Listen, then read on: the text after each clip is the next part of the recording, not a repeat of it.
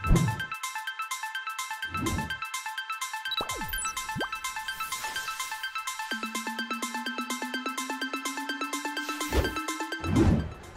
teman-teman, seperti janji aku kemarin, aku akan wawancara eksklusif Adi Miharja.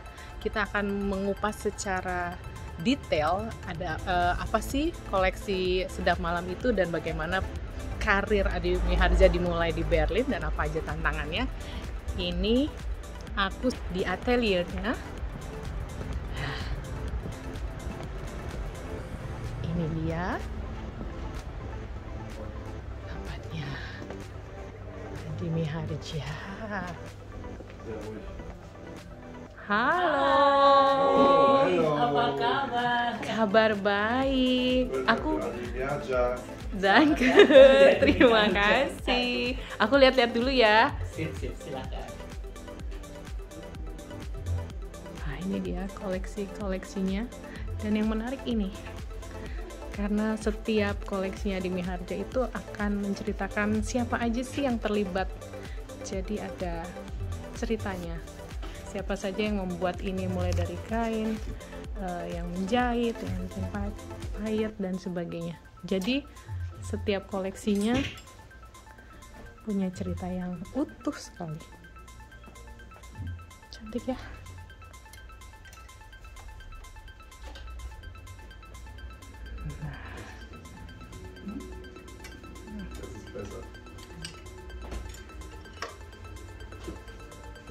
Ini salah satu look yang kemarin ada juga ditampilkan di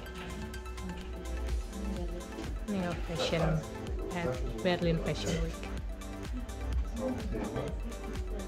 Ini juga koleksi yang menarik banget. Coba deh teman-teman kalau lihat nih secara keseluruhan Anda bisa nebak kan inspirasinya apa. Ayo, kira-kira koleksi Adi Miharja ini bercerita tentang apa?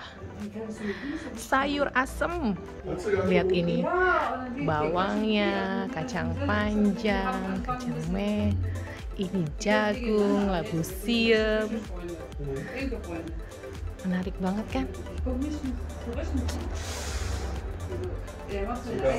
So pretty. Tapi benar-benar memasukkan unsur Indonesia ke dalam setiap desainnya. Adi Miharja.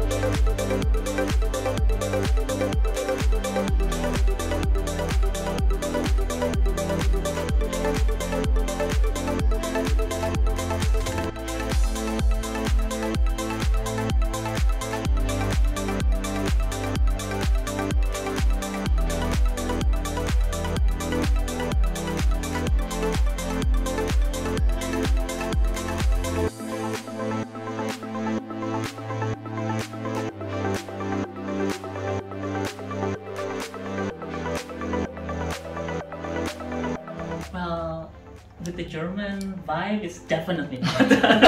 Yeah, different. Especially for Berlin style, it's definitely not Berlin style.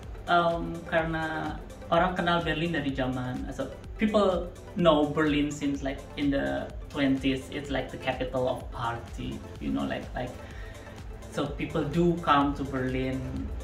They had in mind, you know, I want to go party and have a fun, and they have like certain looks of it.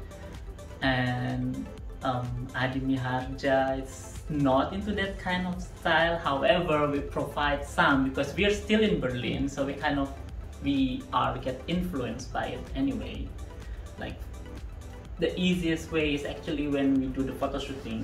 It's always like karena you can see like this is an elegant piece, but and then we don't put like high heel in it, but and then we put like I don't know slippers or or something different, like just because Berlin is like breaking the rule already, so we can always find something to break the rule. How to twist it? So make it more Berliner ya. Okay. So, tapi ya tetap balik lagi ke yang tadi dibilang Adi Miharja bahwa nurturing your style instead of being the followers ya.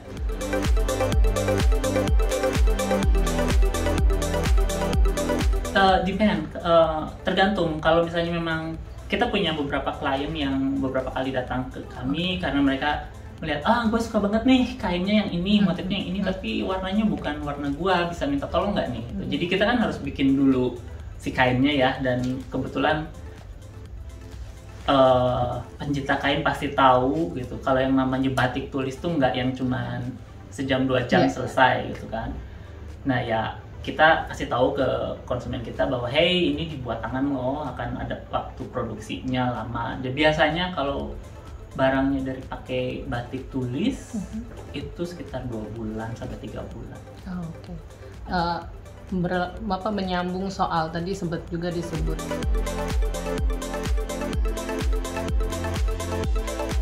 I think the material itself. The material and don't do overproducing the items. And how you guys try to handle the challenge? Well, I think first we look at ourselves, first what we can do as best as we can. Jadi kayak saat ini kalau misalnya untuk supply chain yang kita mesti amat sangat harus benar-benar 100% itu agak susah gitu. Jadi kita juga menggunakan kain-kain yang overstock kadang-kadang. Gitu. Kalau kita tidak membuat kain yang kita bikin secara langsung, kita menggunakan yang overstock dari orang lain. Jadi daripada bikin kain baru, kita pakai kain yang sudah ada. Terus challenge-nya sih sebenarnya the willingness of doing it. The willingness of doing it. Karena try to be consistent. Try to be consistent. Itu yang challenge yang agak sulit, dan menceritakan ke orang gitu loh.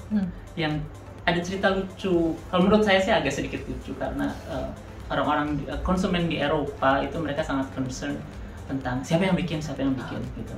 Terus aja begitu kita ceritakan ada seseorang yang bikin, terus pada saat mereka tahu orang ini membuat satu baju komplit dari awal sampai akhir, itu mereka langsung mikir pasti mahal banget ya gitu.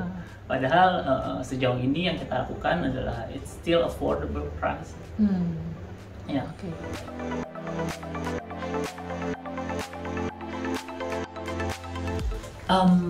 Terus terang saya kurang begitu paham apa yang terjadi di dunia fashion di Indonesia saat ini. Tapi sebenarnya seperti kembali menggunakan wastra tradisional, wastra Indonesia dengan semua proses di belakangnya, bahwa kreativitas itu membutuhkan waktu dan sesuatu yang cantik itu juga butuh waktu. Saya pikir itu sudah slow fashion yang sangat baik untuk dimulai. Jadi saya pikir mungkin sudah balik lagi ke menggunakan kain batik cap atau batik tulis, karena waktu terakhir saya di Indonesia pun kalau pergi ke pasar kain mereka bilang batik, ternyata cuma motifnya walaupun prosesnya adalah di print secara digital. Saya pikir itu kan supaya karena demand dari pasar untuk semuanya cepat dan murah gitu. Saya pikir kalau udah balik lagi kayak misalnya ibu atau nenek punya kain itu yang bisa dipakai gitu. Nggak usah jadi daster selalu, bisa dipakai yang lain.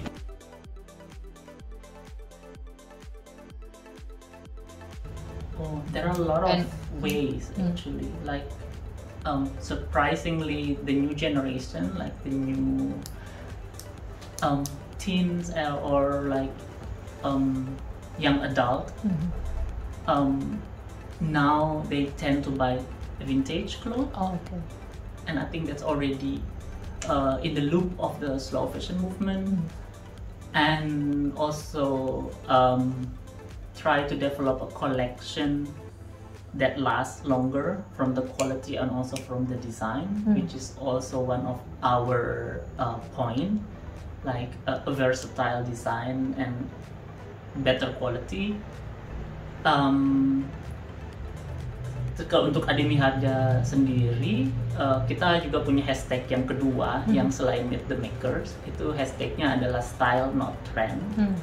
Karena menurut kami kalau konsumen kita sudah mengerti siapa dirinya dan tahu di mana stylenya, dia nggak akan peduli dan apa yang terjadi dengan tren di dunia. Yang penting dia merasa comfortable dengan apa yang dia pakai dan dia menjadi dirinya sendiri. Dan saya pikir itu juga sudah termasuk slow fashion movement.